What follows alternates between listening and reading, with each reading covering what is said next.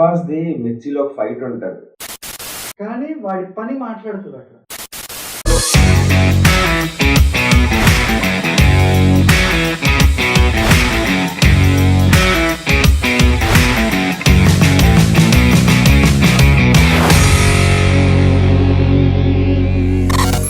Elevation అనే మాట వినగానే మీకు గుర్తొచ్చే సీన్స్ ఒకటి రెండు రెండు చెప్పండి. మనిషికి రెండు, తలా రెండు. అది కూడా నువ్వే కదా రాసావు. అన్ని నేను రాశా.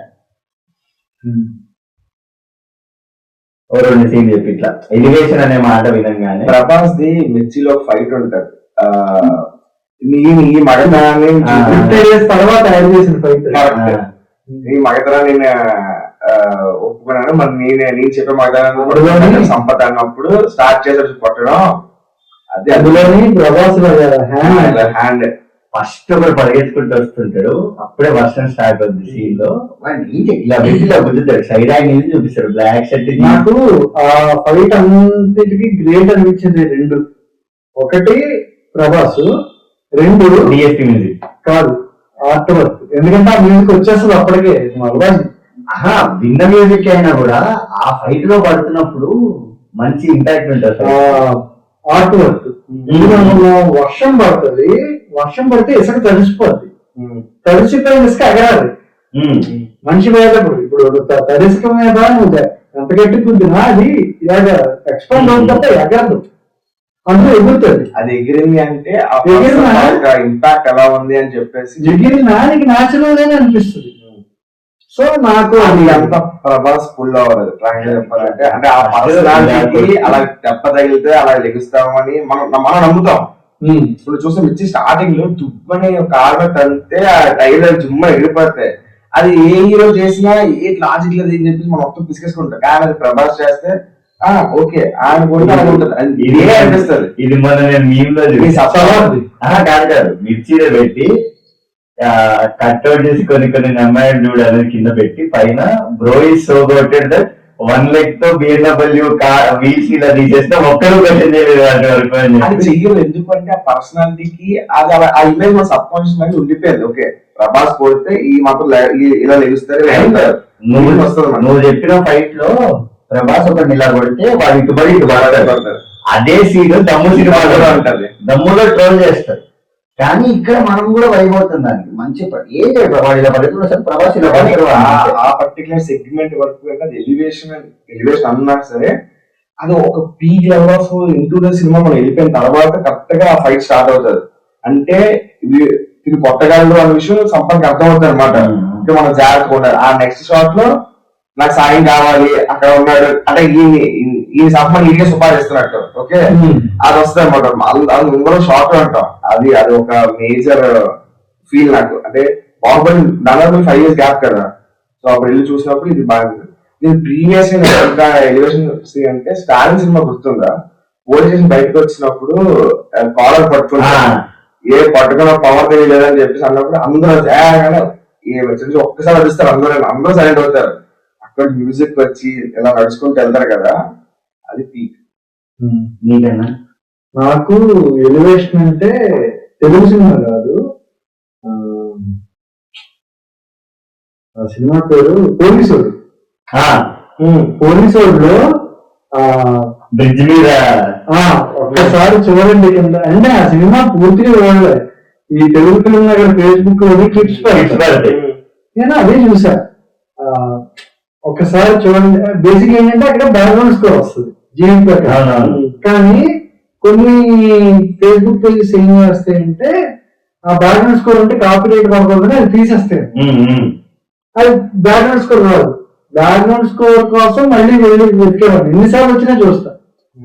కడుపు బయటపోతుంది టిఫిన్ చెప్పండి ఒక్కసారి చూడండి అంటాడు. విజయ్ ఆ సీన్ లో యాక్టింగ్ చేస్తారన్నా సింపుల్ గా ఏం చేస్తుంటారు మీరు అనగానే ఆ పక్కన కానిస్టేబుల్ ఫస్ట్ ఎయిడ్ అవుట్ చెప్తుంటారు. ఇలా పోలీస్ దాని మీద పిల్లలు బ్రిడ్జి కింద చూడండి అంటారు. కిందకి వెళ్ళగానే బ్యాక్గ్రౌండ్ స్టార్ట్ అయ్యి అంటే అక్కడ నీకు హీరోకి ఎలివేషన్ ఏమి ఉండదు, సింపుల్. కానీ వాడి పని మాట్లాడుతుంది అక్కడ, వాడి క్యారెక్టర్ వాడి ప్రొఫెషన్ మాట్లాడుతుంది. అదొకటి. నెక్స్ట్ నాకు పీక్ ఎలివేషన్ సీన్స్ అంటే తులసిలో వెంకటేష్ అంటున్నావు పాత తులసి వెంకటేష్. ఓకే. వెంకటేష్ తులసిలో ఎలక్షన్ నామినేషన్కి వెళ్ళి గొడవపడి వెనక్కి వెళ్ళిపోతుంటారు, మిస్ అయిపోతాడు అంటే దిగిపోతాడు దారిలో. చివరి ఎక్కడ అనగానే 2 పేరుతాయి వాడి, పేర్లు ఇంకా అక్కడి నుంచి అన్నమాట. సో అంటే నేను అది ఎక్స్పెక్ట్ చేయలేదు అక్కడ అలా ఉంటుంది అని. సో అదొకటి ఎలివేషన్ అనేది పీక్ ఎలివేషన్ అనిపిస్తుంది. నెక్స్ట్ అంటే నువ్వు 2 చెప్పమన్నా, నేను 3 చెప్పానా, పెళ్లి చూపులు. పెళ్లి చూపుల్లో విజయ్ దేవరకొండ చెప్తాడు.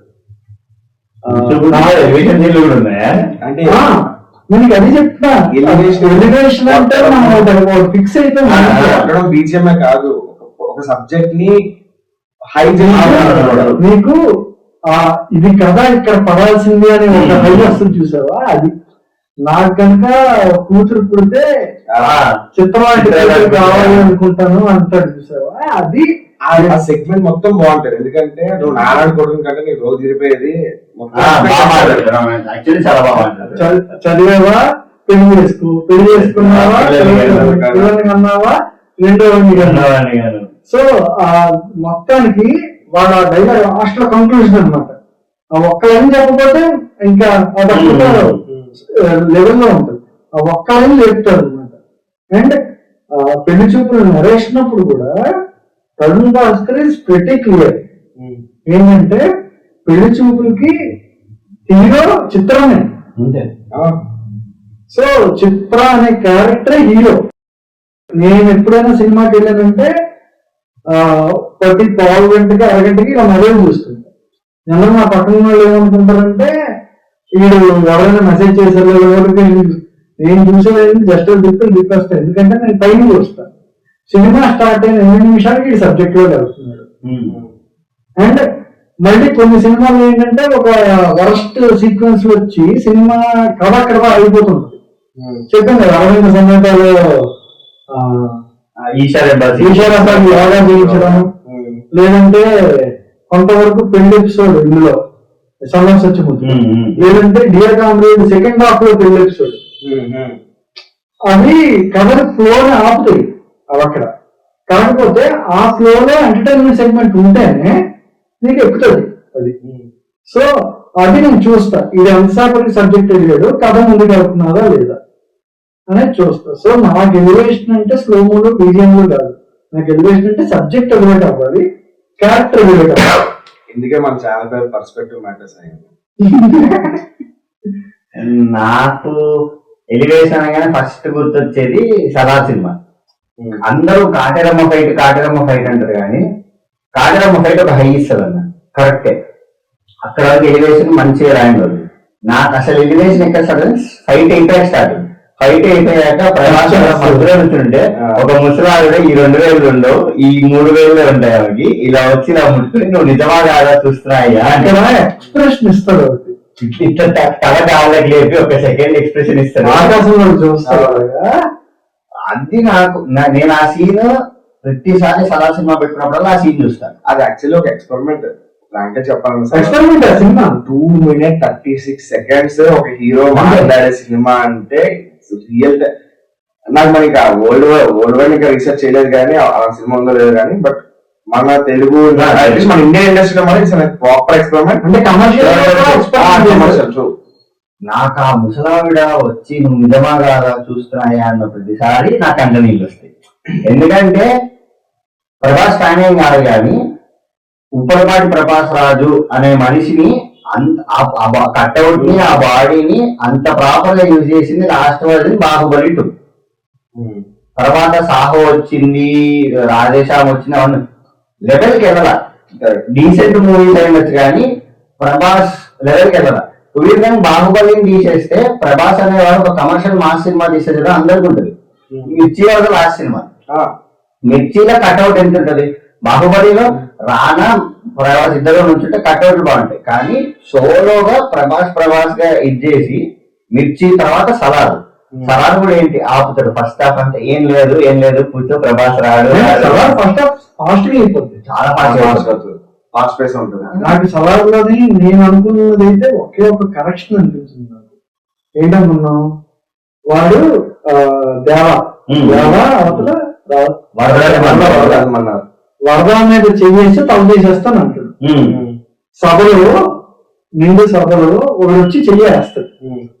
వీడి పక్కన వచ్చి ఫస్ట్ కాదు. నేనేం ఎక్స్పెక్ట్ చేశానంటే వాడి కాళ్ళు పట్టుకొని ఫస్ట్ తల నరికేస్తాడు. తల నరికేసి అప్పటికి చెయ్యి కాళ్ళు పట్టుకునే ఉంటది, అప్పుడు చెయ్యి నడుపుతాడు. అది నేను ఎక్స్పెక్ట్ చేశా. యాక్చువల్ అట్లా రివర్స్ లో అయిందనమాట. ఫస్ట్ చెయ్యి నరికేసి సో నేను ఆ డైలాగ్ కి జస్టిఫికేషన్ అక్కడ పడేదేమో అని ఎక్స్పెక్ట్ చేశాను. చేస్తే తల నరికేస్తాడు. ఆ సీన్ కి బ్యాక్ స్టోరీ ఏంటంటే వరద ఒకసారి వెళ్ళి అతను అడుగుతాడు, ఆ కాపర్ని అడుగుతాడు, ఇలా ఉంది మీ కొడుకులకు ఇబ్బంది పెడుతున్నది అని చెప్పి అంటే, ఓకే నువ్వు ఇంత రాజు కొడుకు కదా నీకు ఇబ్బంది ఎక్కువ అవుతుంది కాదు. నెక్స్ట్ ఈ తల వెళ్ళి కరెక్ట్ కాలు పడుతుంది. అదొకటి. నెక్స్ట్ మళ్ళీ ప్రశాంత్ నీల్ సినిమానే KGF 2 క్లైమాక్స్. నాకు ఎప్పుడైతే రాకీ మీదకి ఇవి పడతాయో పడ్డ తర్వాత ఆ బాంబ్లాస్ట్ సౌండ్ పెట్టి బ్లాంక్ అయిపోయింది. బ్లాంక్ అయిపోయాక అమ్మా నీకు ప్రపంచంలో బంగారం అంతా తెచ్చిస్తా అమ్మా అనగానే ఆ సముద్రం లోపల ఉంది. వాడు ఇలా పడుతూ ఉంటారు, పడుతూ ఉంటాయి. అక్కడ రవి బస్సు బ్యాక్గ్రౌండ్ ఉంటది అన్న. నాకు 3 ఎలివేషన్ సీన్లు, నాకు ఎప్పుడు ఎలివేషన్ అనగా గుర్తొచ్చే 3 సీన్లు కూడా అన్న చెప్పినట్టు హై ఇచ్చే సీన్ల కంటే కూడా ఇంపాక్ట్ ఎక్కువ ఇస్తాయి. 3 షాడ్ బీజమే వస్తుంది. సలార్ ఇదొకటి, రాకీ ఇదొకటి, తర్వాత జెర్సీ సినిమా. జెర్సీ సినిమాలో ఇంటర్వెల్ అప్పుడు హీరో అప్పుడే డిసైడ్ అవుతాడు, ఇంకా నేను మళ్ళీ రీస్టార్ట్ చేద్దాము అని చెప్పి. ఒక షాట్ ఉంటుంది, ఫస్ట్ కార్ వస్తుంది రోప్ దాటి పైనకి కెమెరా పైన యాంగిల్ లో పెడతాడు. కరెక్ట్ గా ఇలా పైకి వెళ్తున్నప్పుడు నాని వెనకాల నుంచి ఇలా పైకి లేస్తూ నాని రింగ్ లోపల ఉంటాడు, రింగ్ సర్కిల్ అంతా చూపి చిత్రాలను వేస్తాడు. నాకు ఆ సీన్ చాలా ఇష్టం. అంటే అక్కడ డైలాగ్ కూడా నాని ఎంత బాగా చెప్తాడంటే, నేను ఇన్ని రోజులు ఇలానే బతికాను సార్, నాకు ఇంక ఇలా ఉండాలని లేదు, నేను ఉన్నా పోయినా కూడా ఇలా రింగ్ లోపలే ఉంటాను. దానికి ఎండింగ్ లో వాళ్ళ కొడుకిస్తాడు, మా నాన్న ప్రయత్నిస్తూ చనిపోలేదు, చనిపోతాడు కూడా ప్రయత్నిస్తాడు. మరి తెలుసు కొడుకు క్యారెక్టర్ కూడా డబ్బింగ్ చెప్పింది. అవును తెలుసు. ఇదే సేమ్ సిమిలర్ లైన్స్ చెప్పు. అంటే he's already start to war కదా. నువ్వు నానిస్ గ్యాంగ్ లీడర్ చూస్తే కరెక్ట్ గా కార్తికేయ దగ్గర సైన్ తీసుకున్న తర్వాత ఒక మీడియా హౌస్ ఇది వస్తుంది, వ్యాన్ ఉంటుంది. అదే చూస్తే నాని శ్రీకృష్ణుల రథం, ఆ వ్యాన్ లో రథం ఉంటది. నాని శ్రీకృష్ణ ఉంటారు, మిగతా గ్యాంగ్ షాట్. అసలు సినిమా అసలు నాకైతే ఇలా ప్రాపర్ గా ప్లేఅవుట్ చేసుకుంటూ వెనకాల రారాది లిరిక్స్ వస్తాయి, ఎవరు ఎదురైనా అని చెప్పి. కానీ ఒక సీన్ లో కార్తికేయ నాని డామినేట్ చేస్తాడు, చెక్ చేయడానికి వెళ్తారు.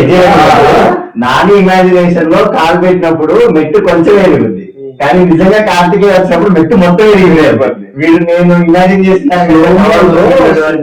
స్లోమోలో సిగార్ కాల్చుకుంటూ దిగినప్పుడు అక్కడ బ్యాక్గ్రౌండ్ స్కోర్ జటాగా ఆ పాట వస్తుంది వెనకాల. చాలా బాగుంటే జనరల్లీ స్లోమో ఎంజాయ్ చేస్తే అది కొనంత అంటే అలా ఉండిపోయాను అనమాట.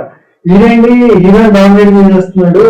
నేను లాజిక్ లెస్ గా ఎలివేట్ అయిన సీన్ అంటే చాలా చిన్న బిట్, కానీ నేను లాజిక్ లెస్ ఎలివేషన్ ఫీల్ అంటే వీరసింహారెడ్డి సినిమాలో ఫస్ట్ ఫైట్ బాలకృష్ణని వాడితో ఫైట్ అవుతున్నప్పుడు ఇద్దరు పరిగెత్తుకుంటూ వస్తారు, ఇద్దరిని బాలయ్యబాబు గుర్తాడు.